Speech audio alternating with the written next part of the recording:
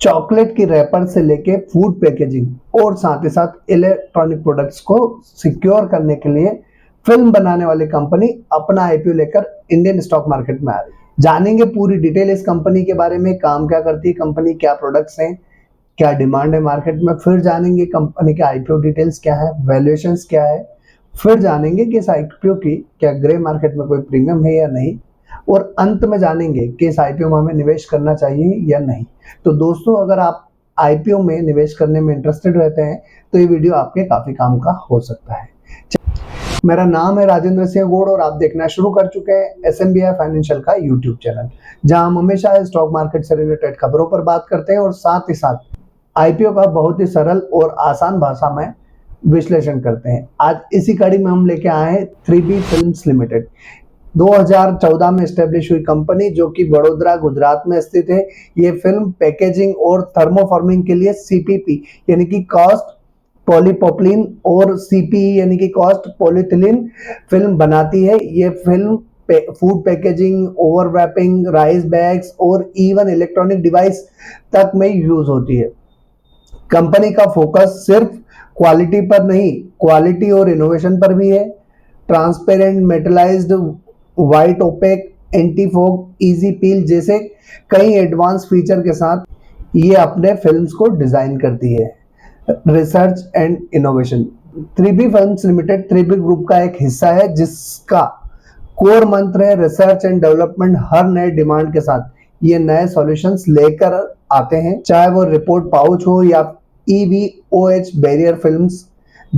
ये सिर्फ इंडिया में ही नहीं बल्कि दुबई, नेपाल, श्रीलंका और अफ्रीका जैसे देशों में भी अपने प्रोडक्ट्स को एक्सपोर्ट करने का काम करती है। शुरुआती सक्सेस के बाद एक कंपनी ने इंपॉर्टेंट मशीनरी लगाई जिससे इनकी मंथली प्रोडक्शन कैपेसिटी को डबल कर दिया, 750 मेट्रिक टन पर मंथ।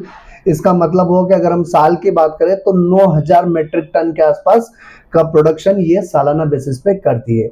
इसके अगर हम प्रोडक्ट पोर्टफोलियो की बात करें तो CPP films, cast polypropylene films, high clarity, durability, moisturize resistance के साथ इन्हें आप कैंडी रैप, स्नैक्स पैकेजिंग और शील्डिंग फिल्म्स में भी देखते हैं।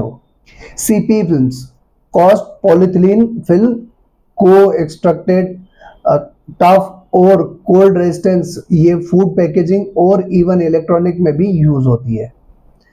अब एक बार हम इस कंपनी की स्ट्रेंथ देख लेते हैं। तो एडवांस मैन्युफैक्चरिंग फैसिलिटी है कंपनी के पास, एक्सपीरियंस मैनेजमेंट और डेडिकेटेड वर्क फोर्स है। साथ ही साथ own manufacturing unit, self reliant product process है। साथ ही साथ वाइड रेंज ऑफ प्रोडक्ट और कस्टमाइजेशन फ्लेक्सिबिलिटी है।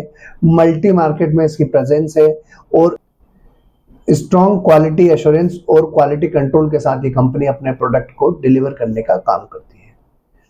पैकेजिंग इंडस्ट्री की अगर बात करें तो काफी ग्रो कर रही है और 3B फिल्म्स इस इंडस्ट्री को एक एक्स्ट्रा एज देने में अपनी अहम भूमिका निभा रहा है। अब एक बार हम इस कंपनी के आईपीओ डिटेल्स की बात कर लेते हैं कि कंपनी के आईपीओ डिटेल्स क्या है। 30 मई के दिन इस कंपनी का आईपीओ ओपन हो चुका है। जून तक ये आईपीओ खुला रहेगा। प्राइस बैंड की बात किया 50 रुपए का प्राइस फिक्स प्राइस पर ही आ रहा है। 10 रुपए फेस वैल्यू वाला शेयर है।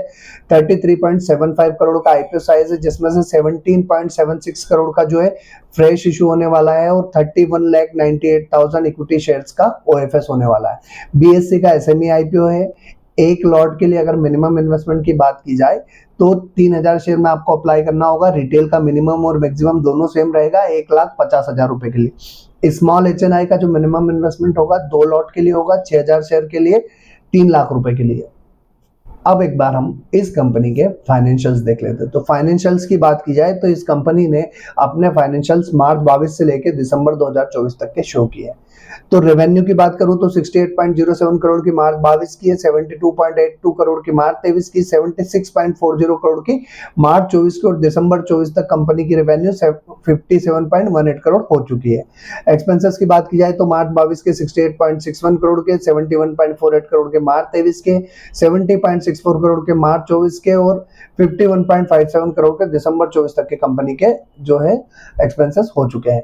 अब इनका प्रॉफिट आफ्टर टैक्स की बात किया तो 34 लाख का लॉस 2022 में था, 92 लाख का प्रॉफिट 2023 में, 4.29 करोड़ का प्रॉफिट 2024 में, 4.20 करोड़ का प्रॉफिट दिसंबर 2024 तक कंपनी बुक कर चुकी है। असेट्स की बात की जाए तो 130.74 करोड़ की मार्च 22 की, 133.04 करोड़ की मार्च 23 की, 144.84 करोड़ की मार्च 24 की, और दिसंबर 24 तक 152.89 करोड़ की असेट्स कंपनी की। अब एक बार हम इस कंपनी की वैल्यूएशंस देख लेते हैं कि वैल्यूएशन वाइज कंपनी कैसी है। तो 14.91% का आरओई है। आरओसी की बात की जाए तो 8.64% है। आरओई आरओसी देखा जाए तो काफी कम दिखता है। इबिटा मार्जिन 19.79% है। पेट मार्जिन 5.67% है। डेब्ट टू इक्विटी रेशियो 3.45 का, जो काफी ज्यादा है। अर्निंग पर शेयर 2.02 का है। पी रेशियो अगर देखें हम तो 24.72 का है। एंड रिटर्न ऑन इन्वेस्टमेंट जो है वो 13.88% है। नेट असेट की बात की जाए तो 14.57 का है। दोस्तों, वैल्यूएशन कंपनी के मुझे थोड़े से महंगे दिखते हैं। हाँ, मार्केट में इसकी प्रेजेंस काफी अच्छी है, फाइनेंशियल्स में लगातार ग्रोथ होती दिखी, इसकी जो वैल्यूएशन है वो थोड़ी सी कॉस्टली दिखती है। अब एक बार कंपनी अपना आईपीओ लेकर क्यों आ रही है वो समझ लेते हैं। तो इन्होंने अपने ऑब्जेक्टिव में मेंशन किया है कि कैपिटल एक्सपेंडिचर के लिए इनको फंड्स की रिक्वायरमेंट है, वर्किंग कैपिटल के लिए इनको फंड्स की रिक्वायरमेंट है, जनरल कॉर्पोरेट पर्पस के लिए जो आईपीओ से पैसा आएगा उसका उपयोग करने वाले हैं, और साथ ही साथ इस आईपीओ में जो एक्सपेंसेस होंगे उसके लिए जो फंड्स का उपयोग होगा वो भी इसी आईपीओ के पैसे से होने वाला है। अब बात आती है कि इस आईपीओ में निवेश करना है या नहीं। दोस्तों, उससे पहले अगर अभी तक आपने चैनल सब्सक्राइब नहीं किया हो तो चैनल सब्सक्राइब करके बेल आइकॉन जरूर प्रेस कर दीजिएगा। टेलीग्राम, इंस्टाग्राम, फेसबुक सभी का लिंक डिस्क्रिप्शन में दे रखा है, जहां से आप हमें फॉलो करके लेटेस्ट अपडेट प्राप्त कर सकते हैं। साथ ही साथ दोस्तों, IIFL कैपिटल का free of cost demat account का लिंक डिस्क्रिप्शन में दे रखा है, जहां से आप अपना free of cost demat account open करके अपनी फाइनेंशियल जर्नी स्टार्ट कर सकते हैं। अब बात आती है कि इस आईपीओ में निवेश करना है या नहीं। इस आईपीओ में निवेश फिलहाल अगर ग्रे मार्केट की प्रीमियम देखें तो कोई डिमांड नहीं है।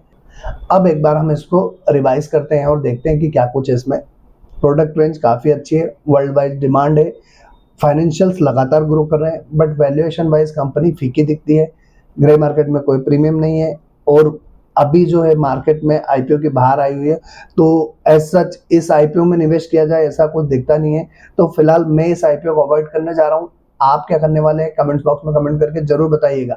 और आपको जो निवेश करना है उसके लिए हमारे जो मूल मंत्र है वो आप याद रखें। सबसे पहले आपको आपके फाइनेंशियल एडवाइजर से कंसल्ट करना है, फिर खुद की रिसर्च करना है, उसके बाद अपनी फाइनेंशियल कंडीशन देखने के बाद ही किसी भी आईपीओ में निवेश करना है। आज के लिए इतना ही, अगले वीडियो में फिर मिलेंगे, तब तक के लिए जय हिंद।